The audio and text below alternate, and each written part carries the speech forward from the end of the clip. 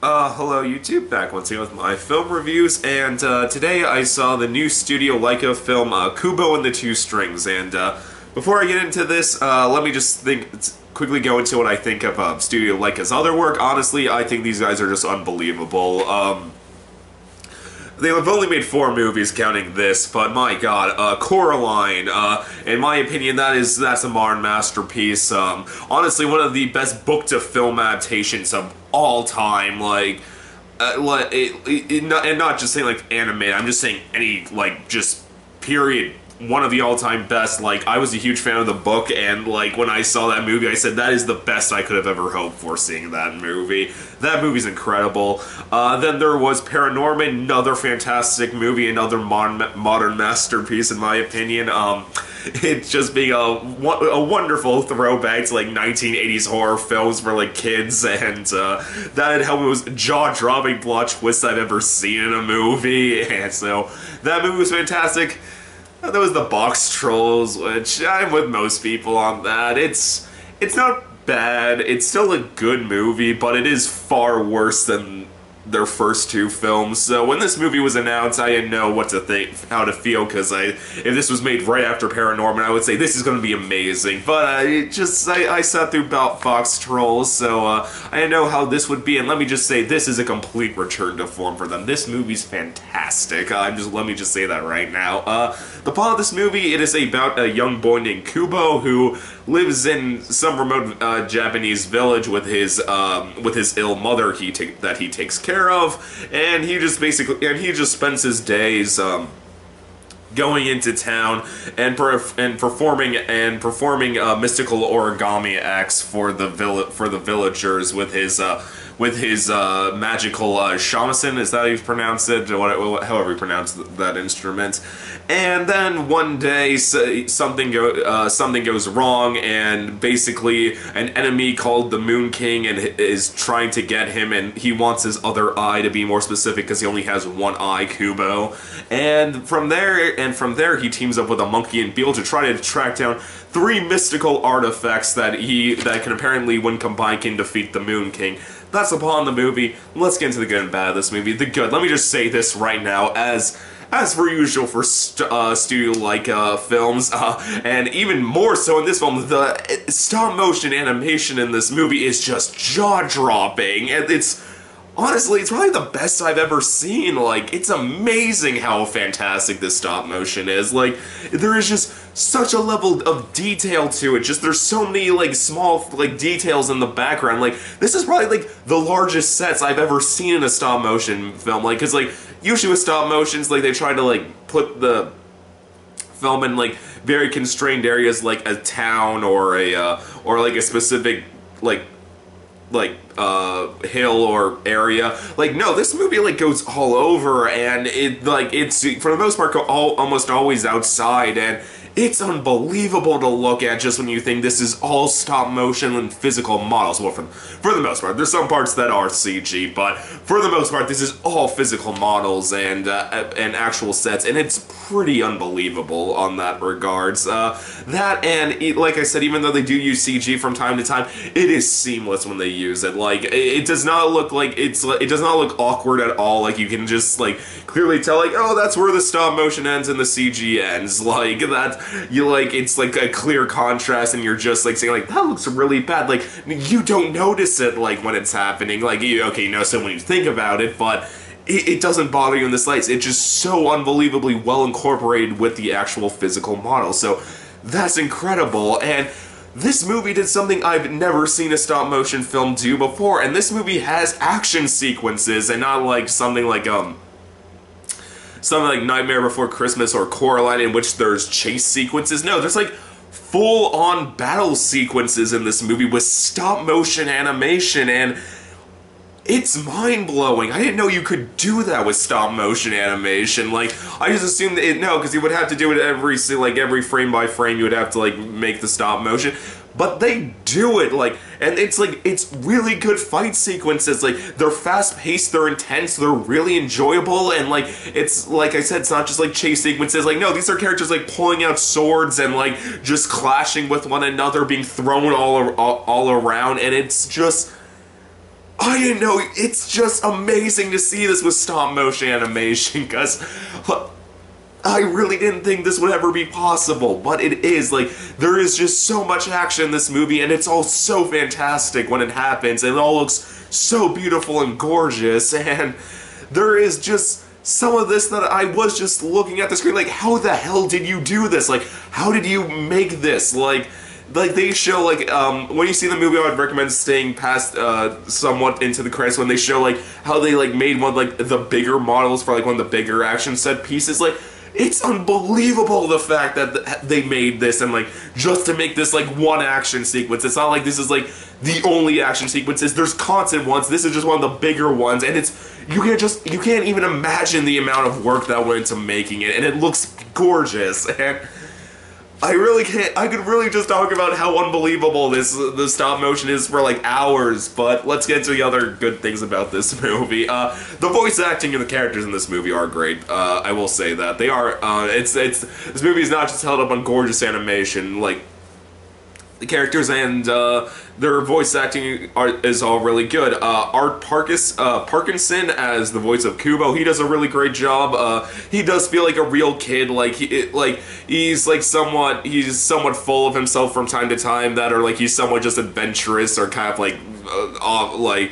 of airheaded, like not really caring about what's going on, just wants to someone enjoy what's the adventure. Like when they get a mystical sword, he just got like, I want to play with the freaking sword. I have a mystical sword. God damn it, I want to use this. And he really did feel like a little kid like that. But not just that. Like when there was the intense and sad moment, like he did like it was really like he did deliver like.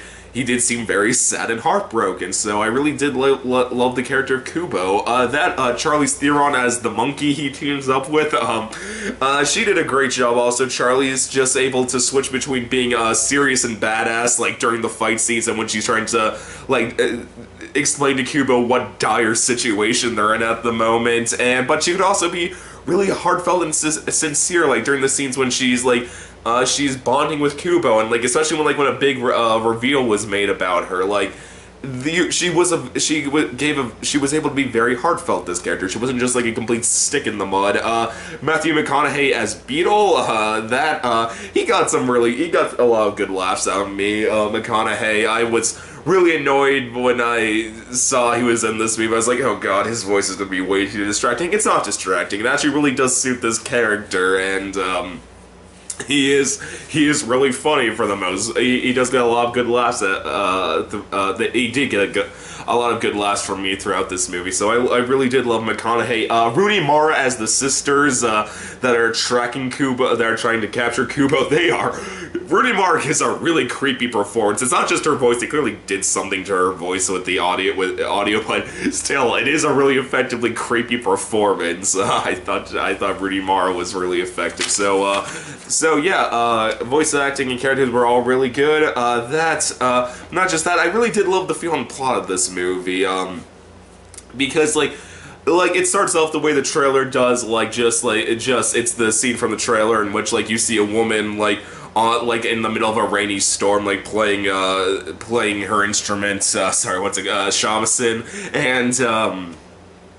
and it's just Kubo narrating, like, do not blink, like, make sure you don't miss anything, like, and it does give you this feeling like you are just watching, like, a Japanese folk tale from the beginning, and it feels that way the entire way through, like, just, like, with the fact that it's, like, a hero's quest, and, like, it's trying to teach you good morals, and, like, there's, like, specific tasks that need to be accomplished with, like, a looming threat the entire time he has to defeat. This really did feel like you were watching, like, a Japanese folktale, like, and, I really did like the feel of that. Like, I did just really like how it just had this mystical, like, storybook kind of feel to it, and I really do appreciate it for that, and, yeah, and,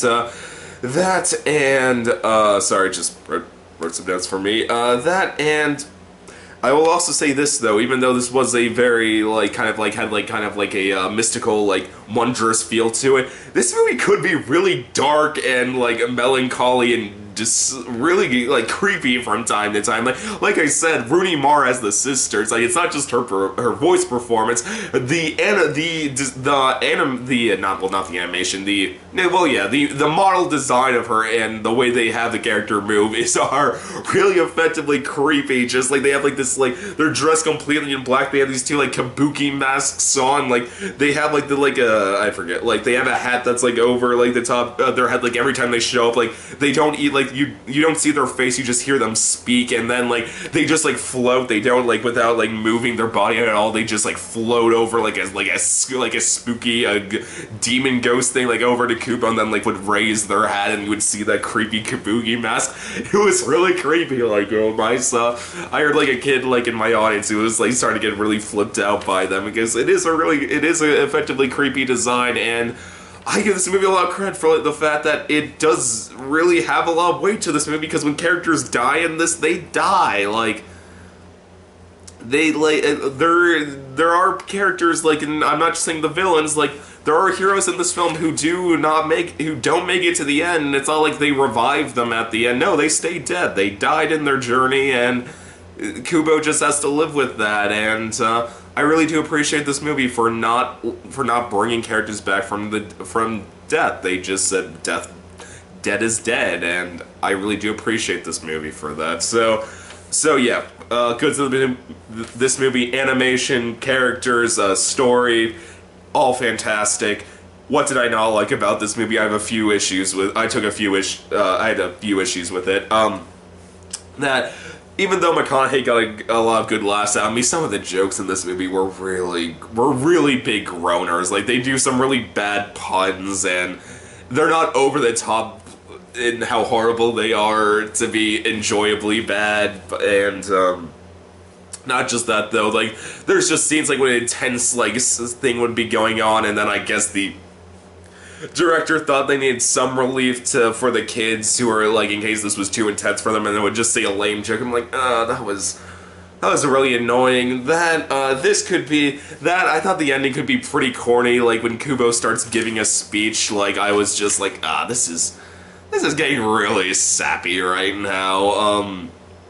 But my big issue with this movie, and this is a really huge problem with it, is the main thread of this movie. Like, the reason, like, Kubo, like, is the thing that's been tracking Kubo his entire life, like, the reason he only has one eye, because he took his other eye from him, that being the character of the Moon King. He's supposed to be the big, bad, like, massive thread of this movie, but the problem is, well, there's two problems. A, they never really give him a clear reason why he's like this, like, what exactly his master plan is. Like, it's always kind of like vague and weird. I'm just like, well, why are you so obsessed with this kid exactly? Like, they never make it clear enough. I was just kind of like, what, like, do you like this kid? Do you want to have him? Or like, is it like you just hate this kid for existing? Like, it's never clear, and like, it's just odd to me. But but the other big problem is just the fact that he's supposed to be the big bad, like this massive like threat that's like over the characters' heads the entire time, like that the idea that they're gonna have to fight this guy eventually.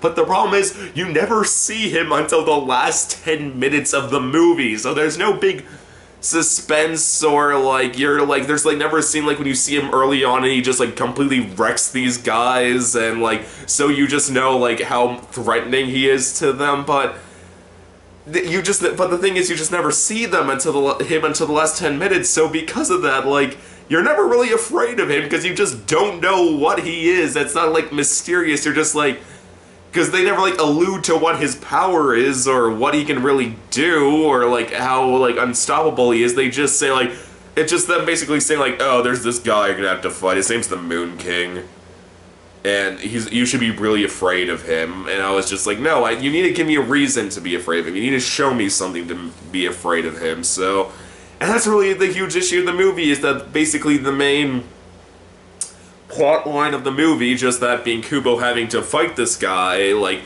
get these three mystical artifacts to fight this guy, is the problem is you're never afraid of this guy, and because you just never know anything about this guy, and you can never perceive him as a threat because of this. So that's the big issue with the movie. Like, I was honestly wondering, like, why wasn't just the sisters the villain of the movie? Rooney Mara's the sisters, because I thought they were infinitely more threatening than the Moon King, because you see them early on, they're creepy looking, like they make it clear they're incredibly powerful, but no, it's just this guy you never see until the last 10 minutes, and by then you're just kind of like, even when he turns like to a giant monster form, I was just kind of like, am I supposed to be threatened right now?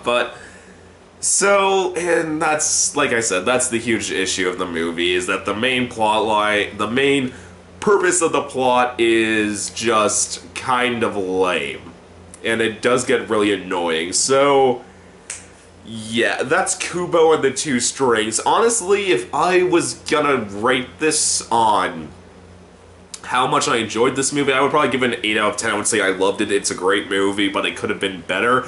But I'm giving this a bonus point because, my god, was that animation unbelievable. So I'm giving Kubo and the Two Strings a very solid 4.5 out of 5.